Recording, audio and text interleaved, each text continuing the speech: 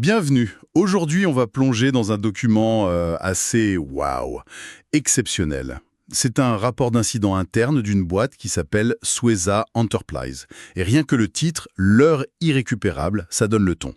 Je vous préviens tout de suite, c'est pas juste une histoire de serveur qui tombe en panne, ça commence par un problème de données corrompues et ça finit en véritable thriller d'entreprise. Notre but, ça va être de décortiquer comment une procédure de récupération de données, qui était censée être parfaite, a non seulement échoué, mais a ouvert une vraie boîte de Pandore.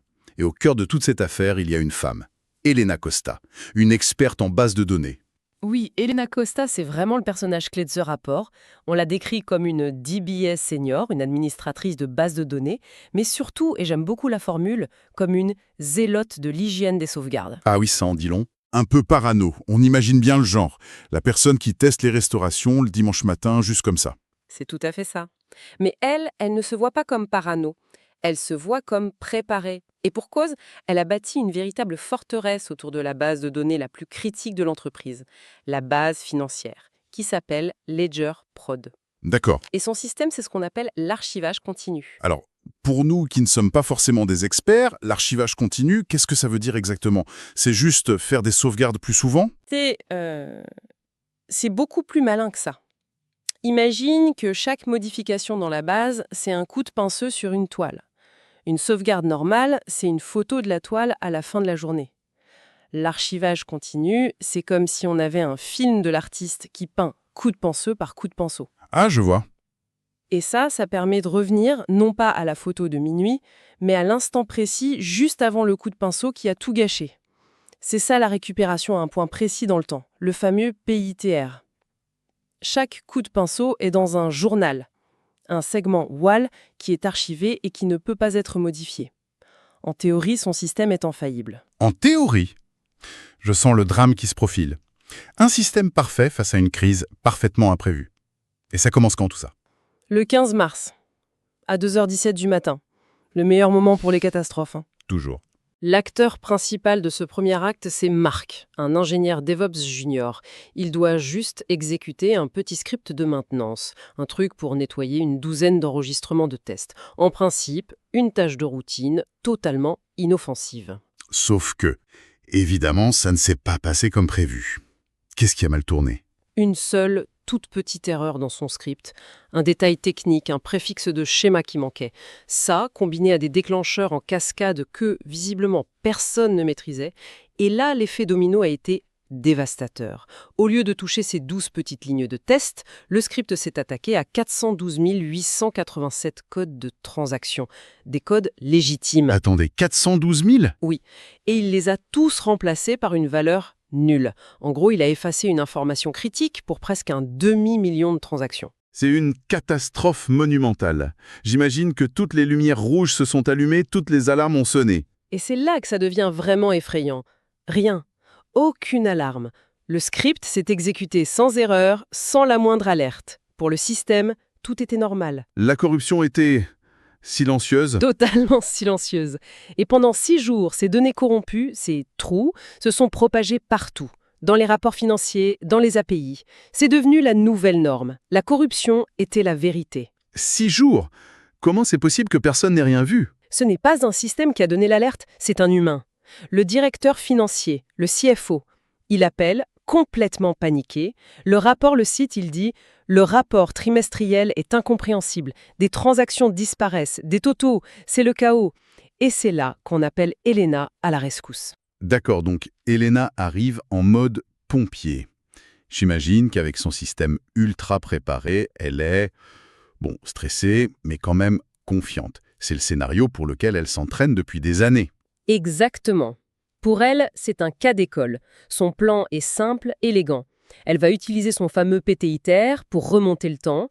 Sa cible, le 14 mars, 23h, 59 minutes et 59 secondes. 1 minute. Juste 1 minute avant, le script maudit de Mark. C'est chirurgical. La procédure est lancée. On restaure la dernière sauvegarde complète et on rejoue le film des transactions, les fameux journaux WAL, jusqu'à l'instant choisi. Ça a l'air parfait. Elle appuie sur le bouton et Tout revient à la normale. tout se passe à la perfection. Jusqu'à la toute dernière seconde. Le processus s'arrête net. Il échoue. Et l'erreur PostgreSQL est aussi cryptique que glaçante. Ah. Oula. Alors ça, en français, ça veut dire quoi? En français, ça veut dire pff, désolé, il y a un trou dans le film que tu veux me faire jouer. Je ne peux pas aller plus loin. Le diagnostic est terrible. Il manque un seul segment de journal WEAL dans toute son archive. Un seul. Et bien sûr, ce segment manquant, c'est celui de la fenêtre d'une heure, pendant laquelle la migration a eu lieu. C'est pas possible. C'est la pire malchance imaginable. Comment sa forteresse a pu avoir une faille? Et pourquoi ce fichier-là, pile à ce moment-là? C'est ça l'ironie tragique de l'histoire. Ce n'est pas une panne matérielle. C'est un bug. Une race condition, une condition de concurrence, dans son propre script d'archivage. Un bug incroyablement subtil qui ne se déclenchait que sous une charge très très spécifique, comme celle générée par la migration de Mark. Son propre chef-d'œuvre l'a trahi au pire moment possible. C'est cauchemar absolu. Le plan A est pulvérisé. Là, on fait quoi? On écrit un mail à la direction en disant « on a tout perdu ». C'est exactement ça. Le rapport appelle ça une récupération multiforme. Et ça se passe en 3 phases. La première, c'est de l'archéologie numérique, le Wolf Fragment Mining. L'extraction minière de fragments de journaux. C'est poétique. Et c'est très juste. Même si le journal crucial manque, les autres sont pleins d'indices. Ils contiennent des milliers d'images avant-après, des données. Avec des outils de très bas niveau, son équipe a littéralement creusé dans ces fragments pour reconstituer des morceaux du puzzle. C'est comme retrouver des bouts de papyrus brûlés pour relire un texte. C'est fou comme approche. Mais j'imagine que ça ne suffit pas pour tout retrouver, les 400 000 et quelques valeurs. Loin de là. Ça leur donne une base, mais pour des milliers de transactions, il n'y a plus rien. Et c'est là qu'arrive la deuxième phase, peut-être la plus brillante. La chambre d'écho applicative. La chambre d'écho. C'est-à-dire? L'idée est simple. Si la vérité a été effacée de la source, la base de données, il faut chercher ses échos ailleurs, dans tout l'écosystème. La vérité laisse des traces. Ils ont donc lancé une chasse au trésor géante. Ils ont fouillé les logs de débugage des applications, les archives des passerelles de paiement externes, les emails de confirmation envoyés aux clients. Chaque piste d'audit, chaque page web en cache est devenue une preuve potentielle. C'est une véritable enquête de police. Mais il devait bien rester des données pour lesquelles il n'y avait aucun écho, aucune trace nulle part. Absolument. Et pour celle-là, c'est la troisième phase, la reconstruction par motif. Elena a fait construire un modèle probabiliste. En gros, en analysant des transactions similaires qui n'ont pas été touchées, le modèle pouvait déduire avec une très forte probabilité quel aurait dû être le code manquant. Ce n'est plus une certitude, mais c'est mieux que rien. Archéologie, chasse aux échos, modélisation. C'est un effort colossal. Ils ont mis combien de temps? 72 heures, non-stop, pour toute son équipe. Et le résultat final, est-ce que ça a marché? Le résultat est stupéfiant. Ils ont récupéré ou reconstruit 99,1% des valeurs corrompues. Sur le papier, la crise est terminée. C'est une victoire technique immense. 99,1%. C'est un succès incroyable. Donc, on ferme le dossier, tout le monde respire, et Elena reçoit une promotion. Fin de l'histoire? On pourrait le croire, mais ce sont les 0,9% restants qui font tout basculer. Il reste 3716 transactions qui résistent à tout, des anomalies. Et en les regardant de plus près, l'équipe remarque qu'elles ne sont pas aléatoires. Elles sont étrangement similaires. Similaire comment? 3 points communs, très troublants. Premièrement, le montant. Toutes à 499 999,99 $. Juste sous le seuil des 500 000 qui déclenche des alertes automatiques. Malin. Deuxièmement, elles impliquent toutes les 3 mêmes sociétés offshore, complètement inconnues. Et troisièmement, le détail qui change tout, dans leurs métadonnées, elles font toute référence à une timeline de base de données, la timeline 7. Une timeline fantôme, c'est-à-dire une version alternative de l'histoire des données. C'est ça. Dans PostgreSQL, une timeline, c'est comme une branche qui se crée après une restauration. Sauf que, d'après tous les registres officiels d'Elena, sa base n'a jamais eu de timeline 7. Elle ne devrait pas exister. Et là, Elena comprend que ce n'était pas un accident. Donc elle se met à la recherche de cette fameuse timeline 7. Elle se lance dans une véritable fouille numérique. Et elle finit par trouver quelque chose. Dans le répertoire temp, un dossier temporaire, sur un vieux serveur de pré-production que tout le monde avait oublié. Elle trouve des segments de journaux de LGL cryptés Et à côté, un petit fichier, un backup label, qui pointe explicitement vers cette timeline set. Le smoking gun. Et qu'est-ce qu'elle trouve en décryptant ces fichiers .d? La vérité. Et c'est un choc. Le script de Mark n'a pas seulement effacé des données par accident, il les a délibérément remplacées par des transactions fictives. La timeline set, c'était le vrai registre. La corruption, ce n'était pas l'accident, c'était la couverture. Waouh!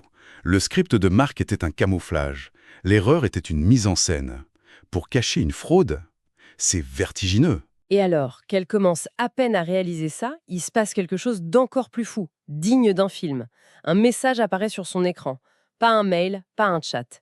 Directement dans son terminal de surveillance, des logs de la base de données. Comme si la machine lui parlait. C'est terrifiant et fascinant à la fois. Un fantôme dans la machine. Et que disait ce message? C'est court, direct et signé Ghost in the Machine. Il dit « Le segment WAL manquant n'est pas perdu, il a été retiré. La timeline set est le vrai registre, ce que vous avez récupéré est la couverture. Et ça se termine par un indice. La clé est dans le dernier message de commis de Mark avant son départ en congé. » Et ce Mark, l'ingénieur du début, on sait ce qu'il est devenu? C'est ce que l'indice pousse Elena à vérifier. Et elle découvre que Mark n'a pas été mis en congé. Il a démissionné, à distance, juste après l'incident. Et depuis, il a disparu. En regardant son dernier commit, le message est anodin. Correction d'une référence de schéma. Sauf qu'il y a un hash technique à côté, un code. Et qu'est-ce que ce code révèle? Une fois décodé, le hash donne 3 mots. Check mark arrive, serveur 3. Vérifier le serveur d'archives 3.